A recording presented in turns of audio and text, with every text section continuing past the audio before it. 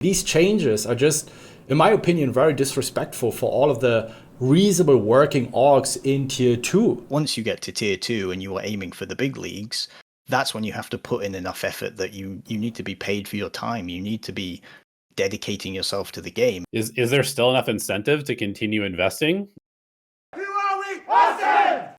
I'm joined by the CEO of Ascend, Ben, and also the general manager, the Esports GM, Crimson.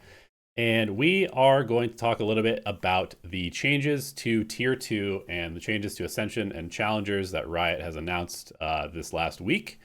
And for those who are not familiar, the changes are that Ascension is performance-based promotion and relegation now. Instead of having a 2-year guaranteed contract in the VCT after ascending starting in 2025, Ascension teams will have a single year, and they will be able to extend that year if they have certain levels of performance. And the teams are now going to be capped at 12. There was some talk initially at going up to 14 teams. Now it's capped at 12. And basically, if a team that ascends makes it to champions that year, they will extend their Ascension contract for another year. If they make it into the top 8 of the league, I guess, I think that's what they're saying, then you have a chance to basically like fight in the Ascension tournament against the teams that have worked their way up to the Ascension tournament through Challengers. And then if you miss the playoffs for your league, then you are just immediately relegated out. So, Ben, Crimson, thank you for joining me. How are you guys doing today? And give me your initial thoughts on this announcement from Riot. Good, I'm good. Yeah, good as well, yeah. You want to start, Ben? Or? Yeah, just one question. The changes, in case you qualify this year for the VCT program, is it then it doesn't apply from next year on or this year on? I believe it starts in 2025. So at the end of this year, there will be 12 teams in the league from Ascension, right? Because the last year's you get a teams, 2-year contract. I think this year you do get the 2 years, and then in 2025 it'll start, because then we'll have that team from the 2023 Ascension will be potentially relegated out, right? So like Gentlemates and G2 and Bleed and those types of teams. Yeah. Yeah, but from what I understand, that's going to happen in 2025, right? So because it would be a huge difference if it applies for this year. Teams have been planning and investing with the thought that you get a 2-year contract. So that would be pretty bad if you make it a 1-year contract. Starting from next year, for sure. Yeah. Starting from 2025, they're making these changes. Oh, Crimson, go ahead. Share your thoughts. Yeah, I mean, there's a lot to unpack, right? But I think it shows a little bit of poor planning from Riot. Hopefully we're not going to turn this into just us bashing on Riot, right? Because I think generally my overall thoughts of the changes are pretty negative, and I think we've seen that from a number of other people commenting on the changes. But coming from the tier 2 perspective, there's lots of reasons which we can get into as to why it seems negative. But I think it comes from a place of kind of poor planning from Riot, where they kind of knew when they put the system in that they would end up with sometimes uneven amounts of teams because they would be promoting one team every year, right? And they had originally thought that they were going to go for 14 teams. And I think because they didn't have a good idea at that point, and they hadn't maybe planned ahead far enough or thought about the ramifications of having these odd leagues and odd teams and stuff like that, that I think they've suddenly had to backtrack and backpedal on the system, which just leaves a bad taste in everyone's mouth, right? It would have been a lot better, and I don't see why you couldn't have pre-planned this kind of thing and had it from the start so that teams knew what they were getting into and they were investing into tier 2. And obviously for many teams, like only Gentlemates essentially in EU and only G2 in America, every other team who's in tier 2 has a longer running plan for, okay, if we didn't get in on the first one, what do we do for the next one, right? And those kind of decisions that you have to make on budgeting and decisions you have to make on the players that you pick up and choose and contracts you make and that sort of stuff are all affected by these changes going down the line. So it's a little bit weird to me that they kind of suddenly have to make these changes in the essentially in the middle of the process or a year or two into the process, which is disappointing. And my second takeaway, I think, is that the way that they are portraying it to teams and to the community in general as it being a positive thing is a little bit disingenuous as well, because I think reading between the lines, it's like, hey guys, we didn't really have a great plan, but here's how it's going to work now, and don't worry, you can extend your time in Ascension. It's going to be great for those teams that make it to champions. They can extend their time and they'll get 2 years, maybe 3, but it's obviously in reality not likely to, or less likely now for you to get a 2-year or plus position in the leagues, and that's obviously right, because it was guaranteed before, and now you basically exactly. have to fight for it. I tend to agree. I think there is sort of the one positive. I guess we should throw a little bit of it's not all terrible, but the one positive is that if you are a well-run org, you have good scouting, you have good infrastructure, good coaching, there is a chance where you could just like indefinitely be in the league, right? Which is pretty cool.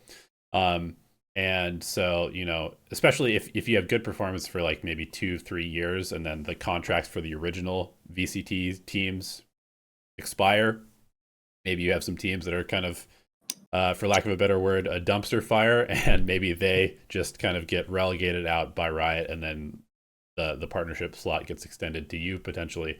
I kind of want to go back maybe a little bit in history to ask Ben and you, just sort of like, what was like the plan when you guys didn't get the franchise slot through the application process? Like, how did you think about tier 2 at that point?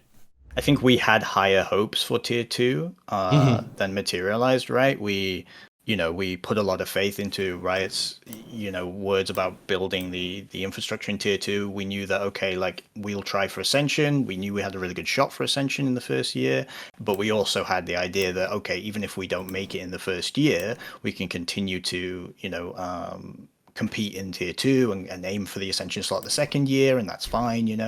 We continue with being in part of the ecosystem because we're big fans of Valorant and we like the game, and we obviously have a legacy in the game. So for us, I don't think it mattered that much that it was like, oh, you might not get in on the first year. That was okay. But now, obviously, with the changes, it becomes not only will you maybe not get in next year, but if you don't get in, or if you do get in, you'll only have a year potentially, and then you have to fight for survival again, at which point you might get relegated. And we come to the issue where, for the players, it's incredible amount of uncertainty about your team and org, right? And whether or not, are you going to uproot your life and move to Berlin for 1 year and then come back for 1 more year and then go back to Berlin and the year after that because your team happened to qualify? Like, there's so much more of this kind of uncertainty for orgs, uncertainty for players, uncertainty for everyone, because it all comes down to like essentially a best of 3, like essentially a tournament that, anything can happen on the day, right? And that can just completely uproot your whole life just from this like one change or this one game, right? And I think that's just not good. Uncertainty is just not good for anyone. Do you think that it's sort of a step in the direction? The first thing that really came to mind for me was that Riot was really trying to like do as much automation to their tier 2 process as possible. Like, they're really trying to just kind of like let tier 2 just exist in like the Premier system eventually, and it's just like you're just in Premier, and then it just kind of everything's just kind of like handled via automation, so they don't have to worry so much about working with like 20 different TOs. We're already seeing consolidation of like the leagues now, both in Europe and Asia Pacific, where they instead of having 15 different regions, it's now being consolidated for some of the smaller or weaker regions into one league. To me, it really seems like they're really just kind of trying to like streamline everything that's below the VCT so that they don't have to worry about it so much. Does that kind of track? I mean, I think the problem with, I mean, we come from a very European-centric view. Obviously, we're in European tier 2, and I don't know as much about the behind-the-scenes stuff in NA and SEA and the other regions, right? But from at least a European point of view, I don't think that Riot has to do very much at all. They give the licenses to the TOs, and the TOs run it. Now, obviously, if the TOs, have problems running their leagues and things, Riot might have to step in. There might be, we've seen issues with ProMod in the Northern Europe, for example. But like generally, I don't think that there's a lot of effort required from Riot, like, to put it nicely, and so I'm not sure that if that is the reason behind it. I understand that they want to get Premier into the game, and I think the Premier system for what you would call like a tier 3 to lead into a tier 2 is great. Having it in the game is great, and people can easily get in. But once you get to tier 2 and you are aiming for the big leagues, that's when you have to put in enough effort that you need to be paid for your time. You need to be dedicating yourself to the game. If tier 2 is only possible for people with part-time jobs who are able to support themselves, or it's only possible in the right financial situations, then it really like stymies many people's different opportunities. If you don't have that opportunity because you have to work to support yourself, then tough luck, and that doesn't seem fair to me, and that cuts a lot of talent out of the pool. And yeah, I think that's the kind of issue that we come to in tier 2, which is already an issue, right? And it's been addressed a few times before by Riot, not in the most positive way either, where they said, hey, look, try your best, but if you don't go pro, that's okay by us, tough luck. And, I think this just adds on to that by saying like, hey, not only might you not go pro, but there's going to be less orgs, and even if you manage to get pro, there's no guarantee that you're staying pro for longer than a year anyway. So it's just cutting across the board for what you would call like opportunities, I guess, for players. Yeah. It's also when you compare it with traditional sports, and maybe to add some context, I used to be playing relatively professional football before I got into this whole poker esports industry. And I kept a little track with some of my older teammates, and some of them made it. Some of them played even for big clubs. Some of them played for lower clubs. But the thing is, like, once you kind of made it, even if it's just second league or third league, in Germany you earn relatively good money, even if you play in the second league or third league, because soccer for the US market, US audience is what I'm not talking about American football. I'm talking about football. I don't want to say you're sad. There's still lots of people that are screwing it up, right? Getting their first big contract and then for 1 or 2 years and then disappear. But if you're somewhat solid, like if you get your first big contract and you get this experience playing in the first, second, third league, you're kind of sad. Like, even if it doesn't work out for the club, you will get another club. And then, it's like you kind of made it in this tier 1. And this is what I'm missing. For those young players, that stability, that security, that they grind their asses off for 3, 4, 5 years and they get their first big contract. But how it goes with teams, doesn't work out. They get benched, they get kicked out, nobody signs them. There wasn't like any major scandals or blow-ups or whatever. And then they disappear in tier 2 or tier 3. And this is where you don't make any money. And it's just like, it cannot be like this. This is not a healthy ecosystem, and everyone needs to understand that. It's not that difficult. Yeah, I have a couple other questions that I wanted to ask. And the first of those is like, I've seen, all of us have been around esports for a while. We've seen various games and their different systems. One thing that seems to always happen in tier 2 is that, really no game has a good tier 2 system is the truth of the matter. And basically what ends up happening is you get a situation where almost all of the tier 2 teams eventually just become free agent teams, right? They're just playing with no backing. It's all just kind of like, purely, are they winning tournaments? Then maybe they can pay their bills, maybe not.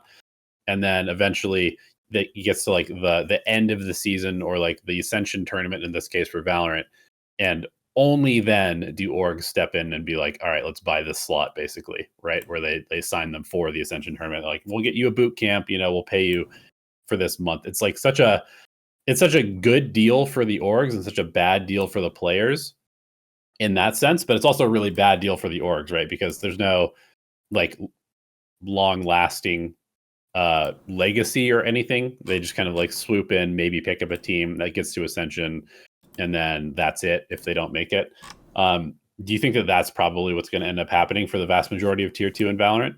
I actually need to I will actually disagree with you that regarding tier 2. I mean, to a certain degree, yes, there is not like the great tier 2 scene. But if you look at other games, whether it's Counter-Strike, whether it's Apex, if you do a really good job and you scout great players, you put together a good team, you can actually make it in tier 1. There are no entry barriers. If you qualify, if you play well, if you perform, you're going to make it. And that's the key difference. Also, as you said, there are no false hopes. I feel like in Valorant right now, amongst the tier 2, there are a lot of false hopes. Signing up under the premise, oh, we can make it because there's this one slot. One team amongst 50 or 100 teams in Europe competing for it. And I think in a lot of other games, players don't get this skewed or orgs reality. Is like, all right, we put a low budget team together, we try to compete, and maybe we can support them, and maybe there are opportunities and ways where we can mold them, foster them, and then put together a team that can still compete with those top teams and qualify for a major, make ourselves a name, maybe get a sponsor. Everything seems a little bit more realistic. Everyone knows what they will expect. I mean, I'm not saying you don't know what you're signing up for Valorant as well. Don't get me wrong. But these changes just show that, it's not like, all right, we're going to invest money and then we see how next year goes. You build it for the next 3, 4, 5 years. So we already also made investments into our players and teams over the last couple of years, because what we know, we're not just going from year to year, right? We're doing this for the long term. And these changes are just, in my opinion, very disrespectful for all of the reasonable working orgs in tier 2. Because now it changes everything. If I would have known this 2 years ago, we would have probably tackled things a lot more different. It's like, why? Obviously, the chance of qualifying decreases. The chances, not the chance of qualifying, but the chance of staying. It's just less less rewarding being in tier 1. And the level of reality is a lot more different. And I think the tier 2 scenes in other games is a lot better for the reasons as I just mentioned. Yeah, certainly not all games, but there are good examples. And when we started in Valorant, if you think back to before the VCT system, I mean, that was a situation where we benefited purely from, hey, we weren't a big org in the scene. There were plenty of big orgs in the scene at the time, right? And early adopters of Valorant came in, and you had your G2s and your I think OG was one of them, right? Early on in Europe, at least, and there were other orgs like us who made success purely through good scouting, through building a team, through success, and we, I guess, maybe naively thought that maybe that Valorant would try and run something more along the lines of the Counter-Strike model, where you could have constant, qualifications, but they chose obviously to go down the route of doing a franchised situation, which I think, like Ben said earlier, that's fine. If you're going to do that, just say you're going to do that, and that's it. Just, hey, we just want 8 teams, and we don't want to deal with anybody else. And just let tier 2 have a small prize pool and do the numbers and whatever else, and there's no qualifications, and that's fine. And then basically, you will only run a tier 2 team if you want to scout players and sell them to the tier 1 teams, right? That's essentially how it works in most of the other sort of franchise systems in that sense. But now, like again, like Ben's saying, it's this kind of like false pretense that you can become a tier 1 team if you're a successful org, but with so many caveats and so many costs included in that, as by the way, you need to start a business in Germany. By the way, you're going to have to rent facilities for a year, which you may not, by the time you've done all of that, you'll probably have to go home again. Like the changes just really feel like it's, oh yeah, we have to do something, but we really don't want to. We want to do the bare minimum. We want teams to come in, and if they happen to be really good, great. And if they're not good, we can just keep moving it along. Forget about it. Who's next? And give the tier 2 teams some sort of like carrot on a stick for them to chase, thinking that they can, create a great situation out of their Valorant team. And I think that's why it just is rubbing people up the wrong way.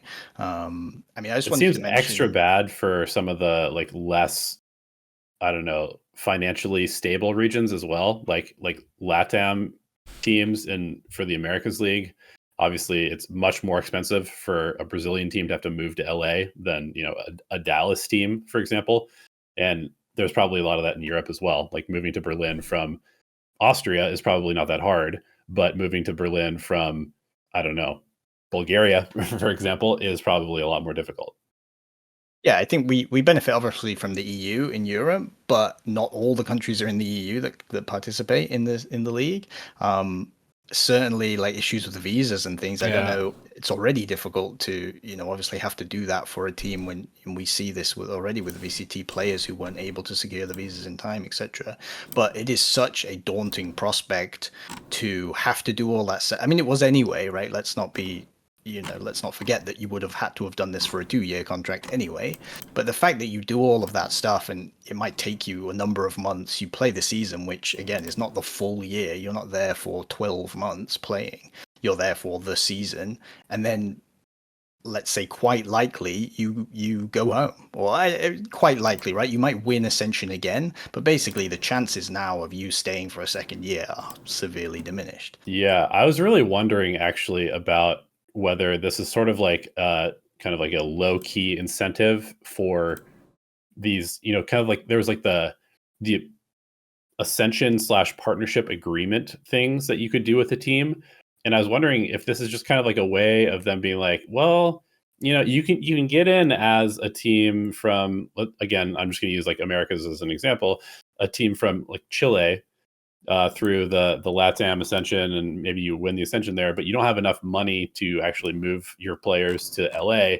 But then there's, some team, let's say like, I don't know what teams are based in LA, like FlyQuest, let's say. Maybe you partner with FlyQuest to actually have the slot in the league, and then you use their facilities. But that also doesn't seem great, because then you're basically like giving them the prestige despite you doing all of the work. So yeah, I don't know. Yeah, that's definitely also a concern, I think, for a lot of teams. I think, correct me if I'm wrong, it said that the expenses that you need to cover for facility, for traveling, for anything around setting this up in Berlin, I think it will be paid out at the end of the year, right? Well, there is this. It's not specifically in that sense. There's a stipend that teams get for being in the VCT, right? Money from Riot for being there, and you will be able to use some or all of that to cover your expenses of moving there. Yeah. To be clear, but yeah, like it's. Never have I ever seen an esports payment paid up front, right? Yeah, true. And I don't imagine that Riot is doing that either. So I would imagine those stipends come out at the end of the year, and yeah, you have to upfront all of the cash to do this. So it's probably you need to put another $1 million on the table just to set up everything, for the salaries, for the stuff, for the facility or the apartment, right? Rents in Berlin are crazy right now. Yep. So that's also going to be a challenge for where do you get $1 million from, right? Yeah. So even if you qualify, and just a lot of things. Now you're fundraising. Yeah. And I mean, it's possible, of course, but again, it's just like you do such great work, and you've proven yourself in Europe, and it just feels like more and more obstacles are thrown in your way, and then you praise it as, oh, we improved the system. No, it's not. Clearly. Yeah. Right.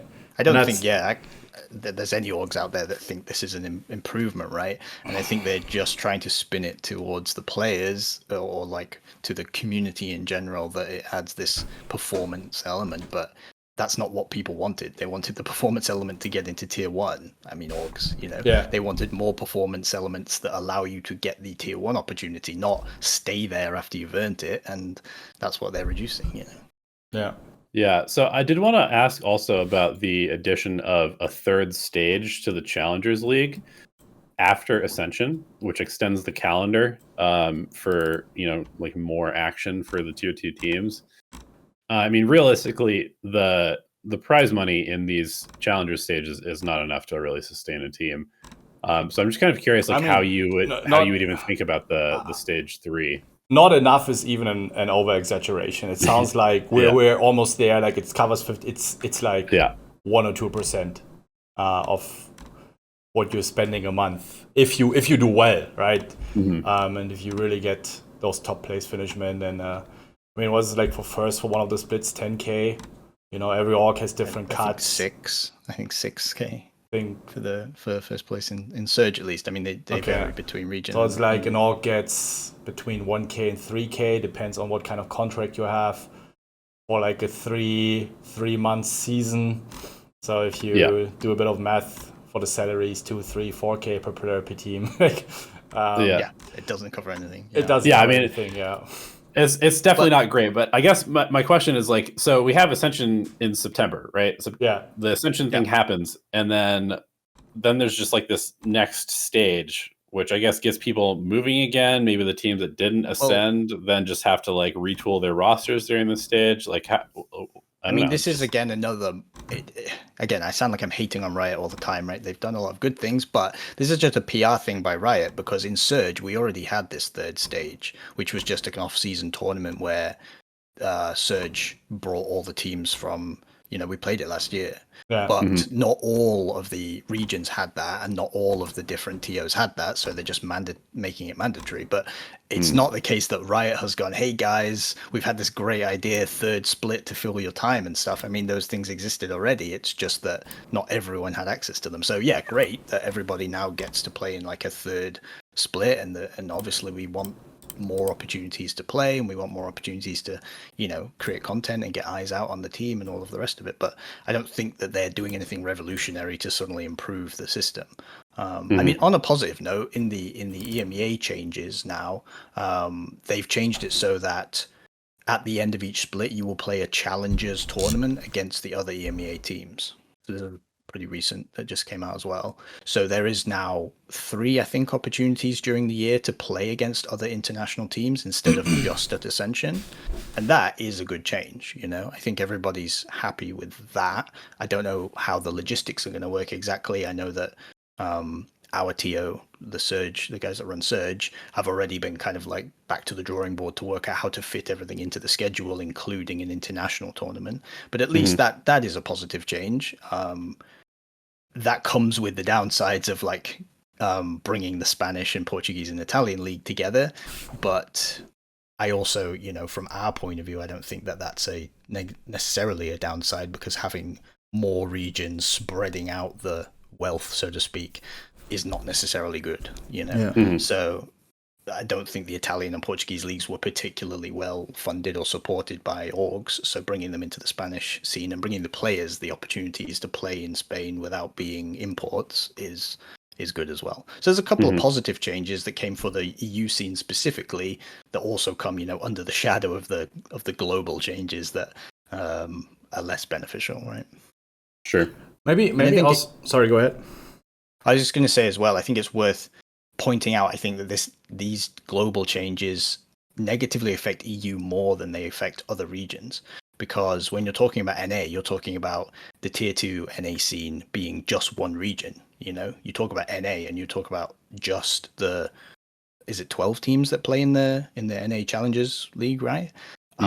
Whereas in Europe, we're talking about 50, 60 teams across all of our different countries who all coalesce into a single tournament, a single Ascension slot. And in NA, you're talking about 12 teams that coalesce into a single Ascension slot. So of course, if there's 5, 6, 7 tier 2 NA orgs interested, that's half the league filled. If there's 6 or 7 orgs interested in EU, that's barely 10% of the teams covered. So it's a big difference in EU compared to the regions like Japan and the regions like NA, where they're already consolidating all of their, available org support into a smaller part in the first place, right? Yeah, that makes sense.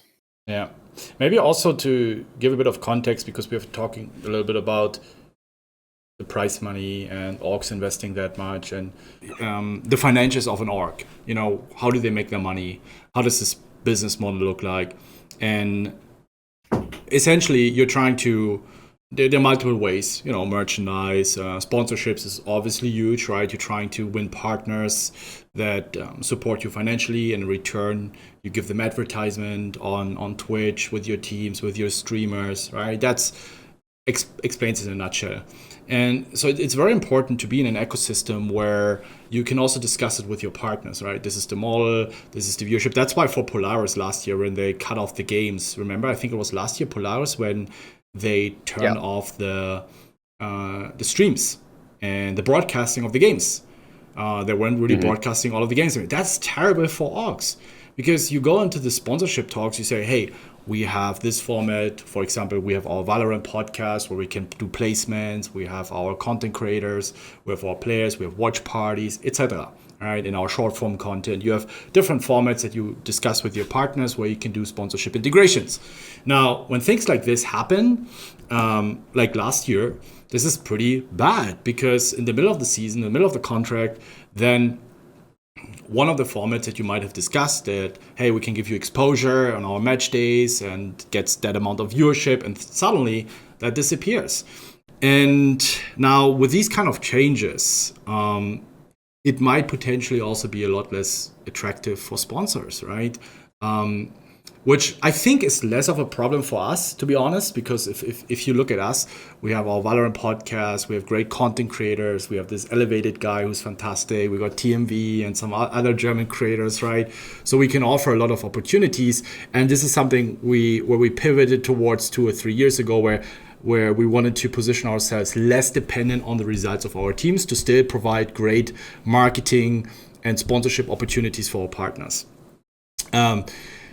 So yeah, just to give a bit of a context and background there, and price money should never really be a big factor, but it helps. It helps for some of the orgs, because I think if you're one of the best teams, it should also be financially rewarding because you have been spending a lot of money on your team scouting. We got a mental coach, we got 2 coaches, we got an analyst. So as you can see, it's a pretty big investment. And Yeah, and I think people believe that Riot puts more into tier 2 than they do. And I might be corrected here, and it might be different in other regions, etc. But as far as I understand, the prize pool is completely provided by the TOs, right, and not by Riot. Wow. Okay. Interesting. That might not be 100% the case. That's just what I believe. Perhaps they put some of it towards it, but I know that at least a lot of the costs of running the leagues are done by the TOs and through the TOs partnerships themselves and the sponsorships that the TOs are able to bring in and pay for things. I mean, you can see this in the fact that we didn't have a LAN event because Surge had a partner basically we didn't have a LAN event last year for the end of the Split 2 because Surge had a partner that fell through. I mean, they posted that on Twitter. It's public. It's, and so for Riot to say that they want to support tier 2 and that sort of stuff, I mean, essentially, at least in Europe, their support of tier 2 is relatively small. And over time, as tier 2 declines in terms of orgs not being as interested, that leads to TOs not being able to raise as much money because viewership is lower because there's less orgs creating less content, and it's like this domino effect where as that becomes the case, the prize pools will have to lower. We'll have less LAN opportunities in Europe. We'll have less TOs being able to even run leagues, like we saw with Polaris already in the first year pro mod, the TO went bankrupt, right? They weren't able to raise the money for partnerships, and I think there was a lot of mismanagement, etc., behind the scenes. But like these things will just domino until there is nothing left for tier 2 except play as a mix, hope you get to Ascension, and then hope you get picked up by an org if you happen to qualify. And even if you didn't, just hope that there's a tier 1 team looking for a duelist on that particular day. And I think that's just an awful scenario for us to end up in because there's so much talent, as we've seen in tier 2. I also saw a post by Riot praising how they found so much tier 2 talent coming into tier 1 this year, right?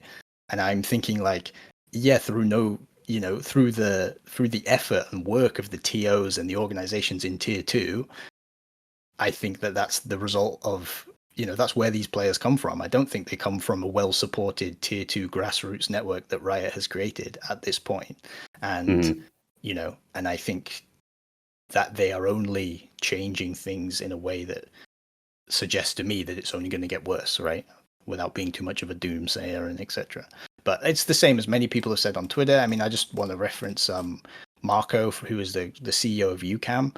On Twitter, he put out a really long post. He goes through all the similar points that we've been talking about here as well. I think it's Marco_esports. So yeah, check out his tweet as well because he has exactly the same thing. So it's not just us complaining about tier 2. He's in a completely different region in Europe, and he has exactly the same concerns that we do. So yeah, I think it's a widespread problem, and I hope that Riot at least see and understand. But I think in reality, they do see and understand, and it's not their priority. That's my feeling. Yeah, I mean, I think, it's interesting just because the community's general sentiment is that this is a positive thing, and then like everybody who's actually involved in the scene is like, well, it's not really a positive thing, and the the community then turns around and kind of like points a finger at all of the orgs and the people who are involved, being like, well, why are you guys complaining? But the fact of the matter is, like, as far as orgs go, orgs like ours and UCAM and some of these other teams that have been around for a while, like they were here for a long time early on, didn't make it into partnership system.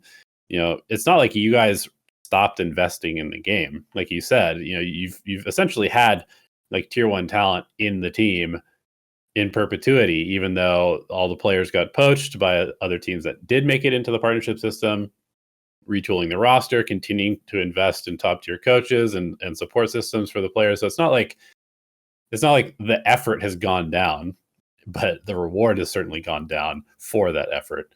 And so I guess maybe like one of the last questions to sort of wrap things up is like, is there still enough incentive to continue investing, going forward? I guess sort of how do you see, not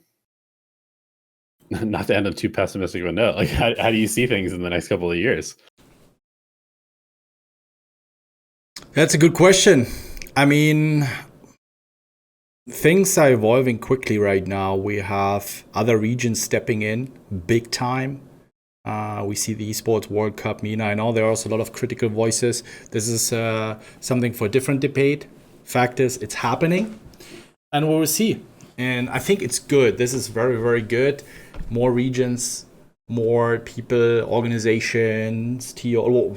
I don't even know how to think that the government of these regions, whether it's Saudi Arabia, etc., investing heavily in esports and gaming. And I think we just need a wider variety of tournaments and infrastructure and events where orgs can pick the ones that provide the best opportunities. I feel like it's a bit of a monopoly we have right now, right? What other options do you have for Valorant? So maybe there are going to be third-party tournaments. Maybe there's going to be a certain tournament league structure throughout the year. I mean, at the end of the day, they still need the license from Riot, right? They cannot just offer tournaments without having any kind of like approval from Riot. So at the end of the day, it's Riot's game, right? So, and they can do whatever you want, or whatever they want. So we will have to see. But maybe other games are stepping up. Maybe other developers are investing and creating a better infrastructure for orgs. It just needs a wider range of let's maybe a wider or like a variety of tournaments, events throughout the year. And then the ones that are the best for everyone, for the players, for the developers, for the fans, for the sponsors, for the orgs, will shine through. And then that product will prevail.